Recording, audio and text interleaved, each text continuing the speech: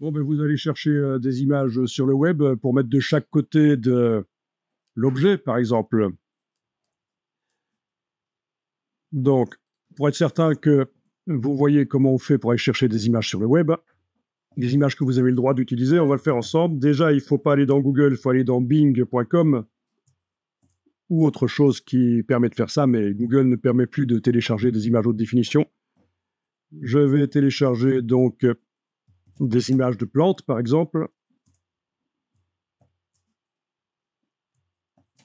Juste des images pour faire le test.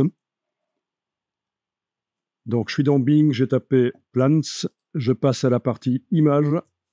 Au niveau des filtres, je vais demander licence. Je vais commencer par domaine public et si ça ne va pas, j'irai chercher dans les Creative Commons. Bien. Alors, il y a plein d'images qui sont téléchargeables en principe. Si on clique sur l'image, peut-être pas les premiers résultats du dessus en fait, hein, parce que ça c'est des pubs, évidemment. Mais voilà, une fois que je suis là, je clique sur afficher l'image et avec un peu de chance, elle va s'afficher en grand et je pourrai la télécharger. Voilà.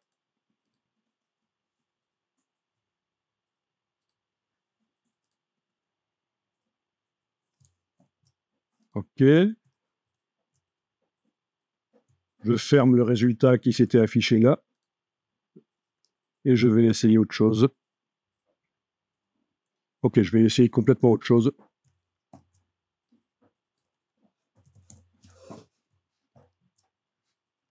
Une image de lac, par exemple.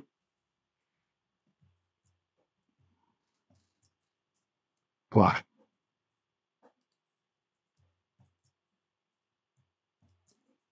Il faut toujours vérifier si c'est vraiment pour un usage commercial que l'image est réellement du domaine public. Il faut aller voir sur le site web, sur la page du site web. Le site web est là. Voir les conditions d'utilisation. Là, on est dans l'enseignement, on peut se permettre de rigoler un peu, mais dans la vraie vie, il faut être plus sérieux que ça. Il faut vraiment blinder au niveau des droits d'usage de l'image. Donc, dans Illustrator, ici, je fais Shift-Tab pour me débarrasser de toutes les palettes de droite. Dans Illustrator, le calque là qui contient les découpes, je vais le verrouiller. Je vais créer un nouveau calque qui va contenir les images. Sur ce nouveau calque, j'importe, importer, j'importe l'image.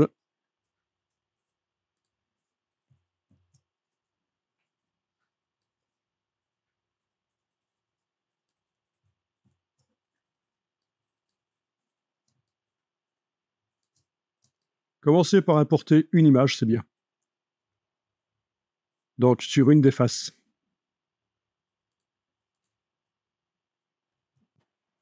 Bon, dans Photoshop, il y a un nouvel outil pour placer les images qu'on importe. Mais dans Illustrator, je ne pense pas qu'il y ait ce nouvel outil. Donc, on va devoir faire autrement si on veut recadrer. Par exemple, je voudrais que la berge, là, noire, soit plus grande dans l'image. Je veux zoomer. Donc, je vais prendre l'image et avec l'outil de transformation manuelle, je vais agrandir avec la touche Shift en prenant une poignée du coin, la touche Shift et la touche Alt si on veut pour que ça agrandisse en restant centré. Voilà, on va dire que ça, c'est ce que je vais voir apparaître sur mon cadre. Blanc, le panneau blanc. Vous savez comment on recadre une image dans Illustrator? Comment on fait en sorte qu'elle ne déborde pas de la zone? Ah oui, ça c'est juste pour la simulation, tu veux dire? C'est pour voir, oui. Mais le problème, c'est que là, elle déborde sur le panneau d'en dessous, en fait. Hein. Ah, ben masque d'écrêtage, vous connaissez, ok. Eh ben, alors je vais le faire ici. J'enlève temporairement l'œil en face du calque des images et je vais aller... le plus intelligent, ce serait d'aller chercher dans le groupe le rectangle là, que j'avais déjà dessiné. Voilà, on le voit là. De le copier, CTRL-C. Je reverrouille le calque découpe, je réaffiche le calque image et je fais édition, coller sur place. Et voilà, coller sur place, ce qu'il y avait dans le presse-papier est collé exactement au bon endroit. En activant l'image et le rectangle ensemble, et en demandant objet, masque d'écrêtage créé. On va arriver à recadrer l'image, voilà. C'est ce que je voulais, c'est mieux. Je vais le refaire pour ceux qui ont loupé, je vais le refaire avec l'image d'en bas, si vous ne connaissez pas bien. Quoi qu'il en soit, quand vous avez fait ça, vous avez obtenu dans la palette des calques un système d'écrêtage. Et dans le système d'écrêtage, il y a le recadrage et le fichier image. Si on veut modifier la dimension de l'un ou de l'autre, on sélectionne comme ça. Oui, on peut aussi le faire par les options ici aussi. Ça sert à ça. Mais on peut y aller par la palette des calques. Là, par exemple, je veux modifier maintenant la dimension de l'image. Donc, j'ai activé l'image. Transformation manuelle. Je peux la repositionner, la redimensionner avec Shift-Alt.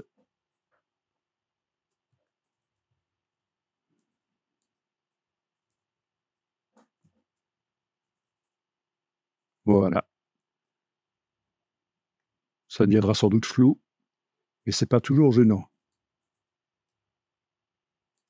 OK. Donc, pour ceux qui ont loupé, je vais refaire l'opération. Alors, le rectangle du bas n'existe pas. Il va falloir que je le dessine. Donc, avec l'outil... Ben oui, il n'existe pas. Avec l'outil rectangle, je trace.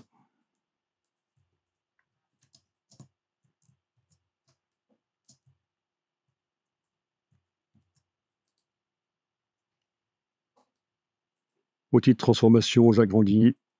Voilà, on va dire que c'est bon comme ça. Je vais aller importer l'image. Alors, ça ne sert à rien de sélectionner le rectangle pour que l'image s'importe dedans. On n'est pas dans InDesign, ça ne marchera pas. Fichier importé. Je vais ouvrir l'autre image. La voilà. OK. Il faut que je sélectionne à la fois le rectangle et l'image. Il est où? Commande Y. Il est là. Commande Y, l'image est là. Shift pour activer les deux. Ah oui. Alors, il y a juste un petit problème, c'est que le rectangle qui recadre doit être au-dessus de l'image. Donc, je vais sélectionner juste l'image. Elle est arrivée après que j'ai fait le rectangle. Hein. Donc, je dois sélectionner juste l'image ici et demander objet, disposition, arrière-plan, par exemple. Ou alors, dans la palette des calques, bien sûr, je place le fichier de l'image en dessous du rectangle. Ça revient au même. Et j'active les deux. Je peux aussi activer les deux comme ça. Clic, majuscule, clic. Évidemment. Donc, c'est objet, masque d'écrêtage, créé.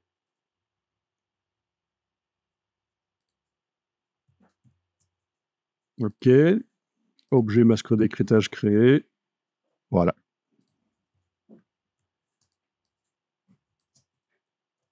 Et ça, vous allez pouvoir l'enregistrer sous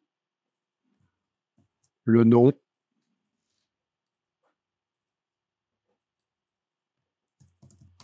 là, par exemple, avec image. Enfin, ça, c'est le nom que je donne, c'est juste l'indication, mais je l'enregistre juste sous le numéro 5, là. Voilà. À vous de vous organiser pour vous y retrouver après. Donc ça ne va pas servir à faire les trous. Ça va servir à mettre les images sur les deux faces de notre A5. Bien, je vais dans Dimension. Tant que j'y suis, je vais enregistrer le document sous un nouveau nom 2 fois de suite pour être certain de que la version 5 que je suis en train d'enregistrer là, elle sera accessible sans problème. Voilà, je viens d'enregistrer ce numéro 5, je réenregistre tout de suite sur le numéro 6. Bien, je sélectionne l'objet et il va falloir... Pourquoi j'ai 2 cubes? Bonne question. Il y en a qui ne servent pas. Vous avez un seul cube, vous? Ouais. Ok, touche suppression, je l'ai supprimé. Bon. Ok. Donc, le cube.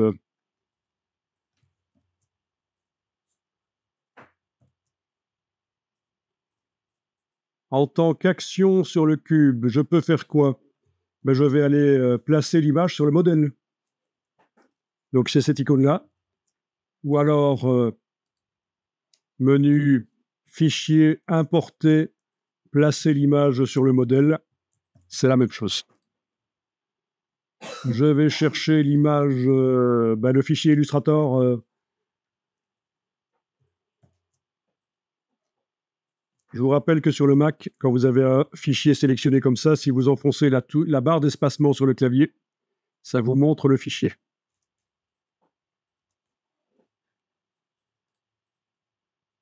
Le voilà qui arrive là. Et dans Propriétés, souvenez-vous, il ne faut pas choisir Décalcomanie dans ce cas-là, parce qu'on fonctionne avec une map UV qui recouvre, qui enrobe complètement l'objet. Il faut choisir Fond. Voilà. Et alors là, on a, de chaque côté, on a l'image.